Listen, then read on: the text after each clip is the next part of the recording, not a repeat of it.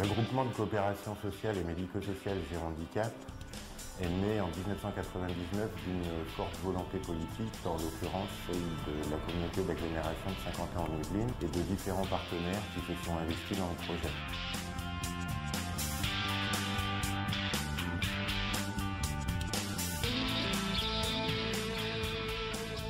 Allez-y, envoyez-moi le ballon.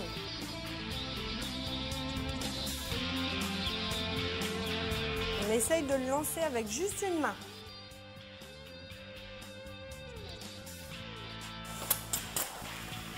Allez, vous le lancez avec une main et on a le droit de le rattraper avec les deux. Oui. On le rattrape avec les deux, hein, mais on le lance avec une main. Comment avez-vous trouvé la séance? D'accord. C'est pas trop fatigant. Ah, je dis la gymnastique douce, hein, c'est normal. Hein. Mais ça fait du bien. Ça fait du bien. Parfait. Eh bien, je vous remercie, monsieur. Je vous remercie,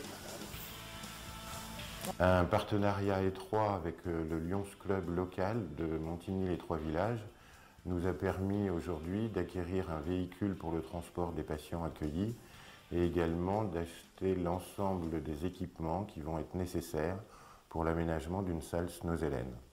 La salle Snozelen est une salle de stimulation multisensorielle. Vous avez ici un aperçu des différents matériels qui peuvent exister dans cette salle, différentes balles de textures différentes.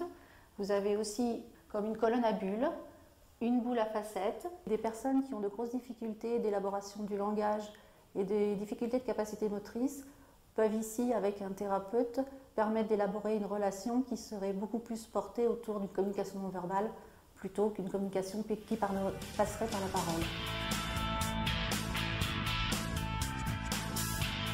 L'accueil de jour senior est une structure publique externalisée de l'hôpital gérontologique et médico-social de Plaisir-Grignon. D'une capacité de 10 places, elle accueille des personnes atteintes de la maladie d'Alzheimer ou de pathologies neurodégénératives apparentées à un stade modéré ou sévère de la pathologie.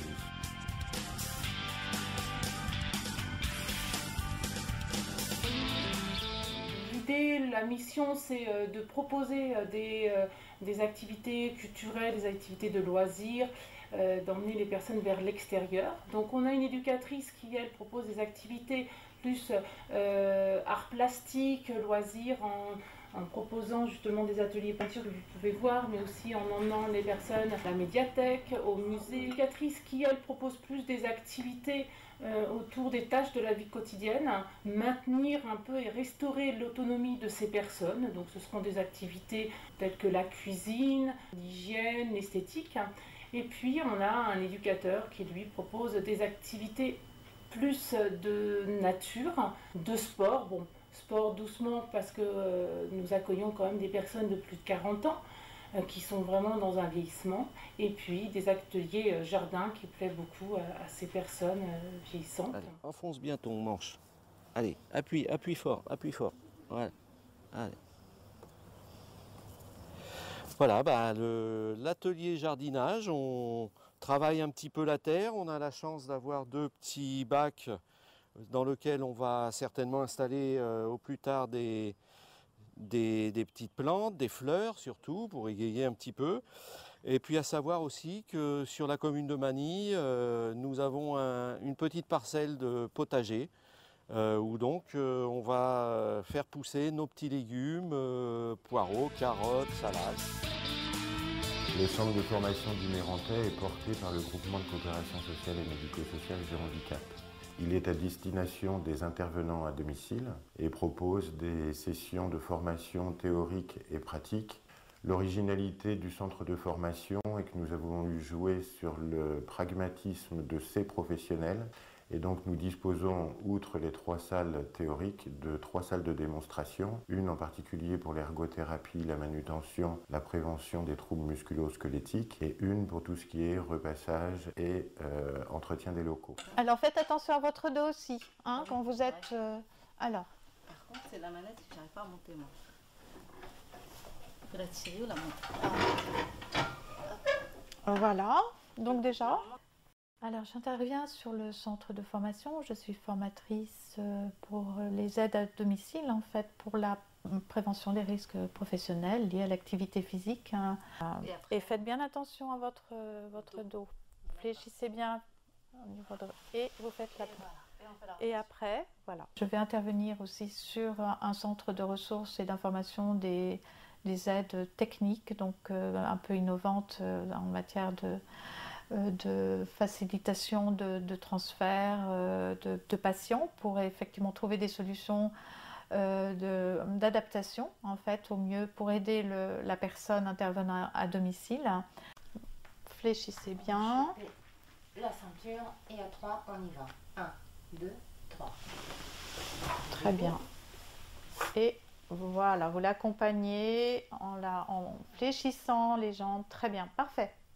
L'autre originalité du centre est de proposer un appartement pédagogique qui est aménagé exactement comme au domicile, avec cuisine, salle à manger, toilette, salle de bain et chambre à coucher, qui permet de pouvoir mettre les intervenants au domicile dans des situations habituelles professionnelles et de pouvoir les aider à développer des compétences en matière de gestion du risque et d'analyse de situation.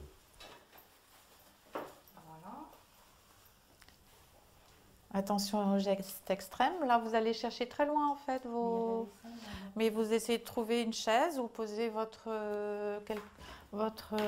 d'être au plus près. Vous posez, vous voyez, sur un plan de travail, à proximité de là où vous agissez. Là, vous rangez la vaisselle, effectivement. Donc, surtout avec une nappe qui est très bien, très longue. Donc, on essaie de faire un nœud ou de mettre un petit ruban.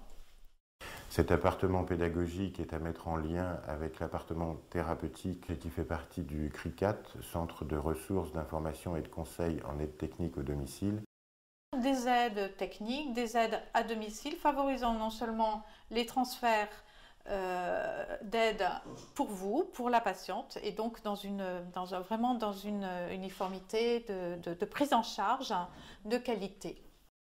Le Centre de ressources, d'information et de conseil en aide technique pour le domicile propose aux personnes, aux aidants familiaux, mais également aux professionnels intervenant au domicile, la possibilité de disposer d'une évaluation objective de la perte d'autonomie des personnes au domicile. Une ergothérapeute ergonome, recrutée par le groupement de coopération sociale Géhandicap, propose justement cette évaluation, soit sur le site même du Mérantais, soit en visite au domicile auprès directement de la personne concernée. Nous avons travaillé pour monter ce centre en liaison directe avec un dispositif qui s'appelle La Vitrine Médicale, qui est un groupement qui intervient sur l'ensemble du territoire français et qui propose tous les équipements possibles dernière génération qui vont de la cuillère ergonomique jusqu'au lit à hauteur variable électrique pour le domicile, pour l'aménagement, pour les personnes justement en perte d'autonomie. L'objectif premier est de mettre le plus possible le bon matériel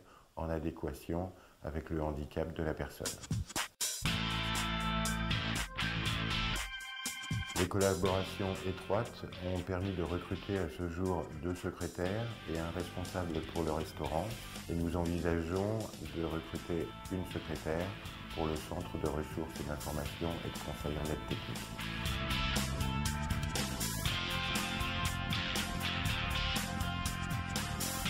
Amadame regroupe à ce jour 40 adhérents, qui sont principalement des structures d'aide à domicile, associations ou entreprises implantées sur le sud du département des Yvelines. Nous avons 4 axes de travail. Le premier qui est la structuration du secteur, via une bonne répartition des associations sur le territoire, la modernisation des adhérents, moderniser leurs outils de travail et les amener vers une démarche qualité, une certification avec un label intermédiaire que nous avons créé, le label Cineos. Un troisième axe qui est l'insertion dans ce métier, dans ce secteur d'activité, donc des réunions qui sont proposées aux demandeurs d'emploi. Quel est le secteur d'activité, quels sont les métiers qui y a à faire et surtout quelles sont les formations qui y amènent. Parce que c'est un métier passionnant mais également difficile et il faut bien être armé pour l'exercer. Et enfin, le quatrième axe qui est celui de la professionnalisation, et c'est là où nous retrouvons notre collaboration avec le centre de formation du Mérentais, puisque avec nos adhérents, nous élaborons des programmes de formation qui sont établis en fonction des besoins et que nous les incitons ensuite à proposer à leurs intervenantes.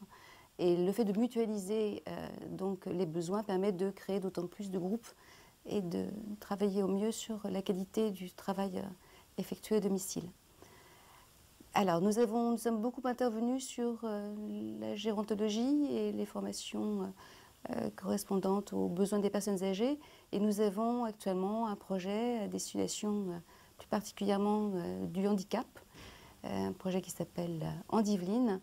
Et c'est là où le terme de gérondicap va retrouver tout son sens entre gérontologie et handicap.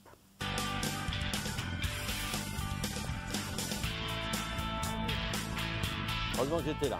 C'est pris, un petit peu plus forte et elle y va toute seule. L'activité pétanque est une activité très importante au Mérentais, puisque d'abord ça nous permet de découvrir le cadre, un cadre magnifique qui permet aux personnes autant qu'au personnel de profiter justement de l'extérieur. Dès qu'il fait beau, c'est pétanque. Ça nous permet, nous aussi, en tant qu'éducateurs, de pouvoir travailler autour de l'esprit de groupe, mais aussi l'esprit de convivialité. Et voilà, c'est une activité qui est très, très, très importante. Minimum une fois par semaine, on joue à la pétanque au Mérentais.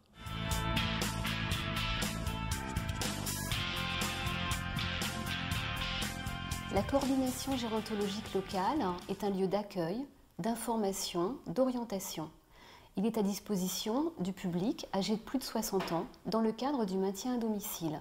Il s'adresse également aux proches de ces personnes âgées, mais également à tout le réseau de professionnels qui intervient autour de ce public.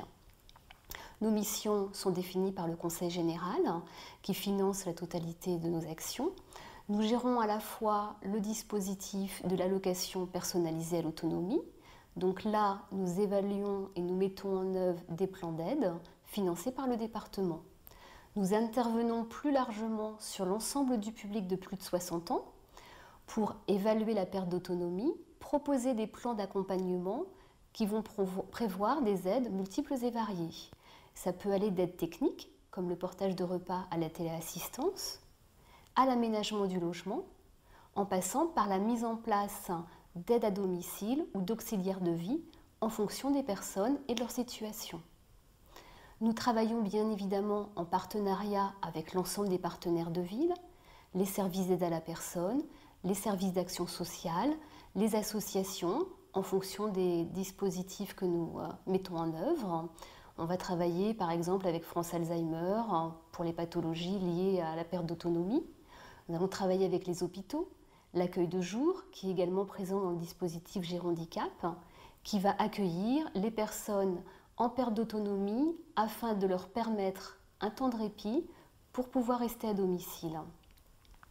Notre implantation au sein de Gérondicap a évidemment tout son sens de par notre territoire d'intervention, puisque nous intervenons sur l'ensemble du territoire de la ville nouvelle.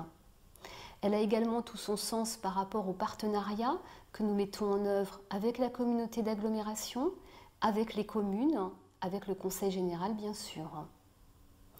Nos actions interviennent également en termes de lutte contre l'isolement. Donc chaque année, nous mettons à disposition des jeunes qui vont faire des visites de convivialité auprès des personnes âgées isolées afin de lutter contre l'isolement, de recréer du lien social et de proposer des activités plaisir qui vont leur permettre de passer un été plus serein et sans doute plus chaleureux. Dans ces actions, au-delà de la visite à domicile, nous pouvons organiser des choses avec Gérondicap, une visite dans le parc, une visite de l'accueil de jour, un goûter avec l'accueil de jour des personnes handicapées par exemple. Notre équipe est une équipe pluridisciplinaire, composée de travailleurs sociaux qui se rendent donc à domicile, d'un médecin et d'une psychologue. Et nous utilisons les services de Gérondicap et surtout du Centre de ressources d'information et de conseil en aide technique pour nous aider dans l'évaluation des personnes et dans l'adaptation de leur logement. Nous pouvons réaliser des visites, par exemple, communes, travailleurs sociaux, ergothérapeutes, afin d'apporter aux personnes âgées la réponse la mieux adaptée et surtout, encore et toujours, de faciliter leur maintien à domicile le plus longtemps possible.